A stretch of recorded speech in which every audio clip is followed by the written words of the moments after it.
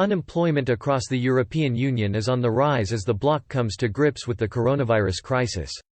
The number of people unemployment has continued to jump, with millions of people out of work despite most member states easing their coronavirus lockdown measures. Eurostat, the EU Statistics Office, has claimed more than 15 million men and women were out of work in June, a 0.1% jump from the previous month. The official unemployment rate across the bloc was 7.1%, but in its 19-member single currency area the rate was 7.8%.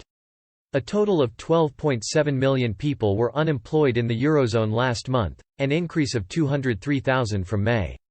The unemployment rate for women in the EU for the month of June was 7.5%, with men slightly lower on 6.7%.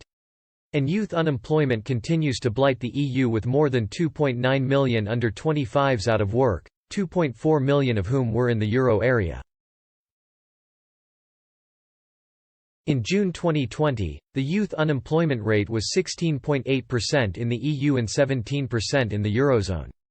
The month-on-month increase is much higher, with a jump of 0.6% in the EU and 0.5% in the Eurozone. Europe is facing its deepest recession since the end of World War II. According to the latest figures released by the Office for National Statistics, UK unemployment is currently at 3.9%. But a think tank has warned that number could increase to 10% when the government ends its furlough scheme. The National Institute for Economic and Social Research has warned unemployment would rise above 3 million, its highest rate since the early 1990s. Gary Young, the think tank's deputy director, said, "The planned closure of the furlough seems to be a mistake, motivated by an understandable desire to limit spending.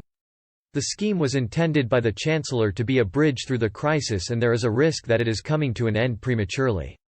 The scheme has been an undeniable success in terms of keeping furloughed employees attached to their jobs.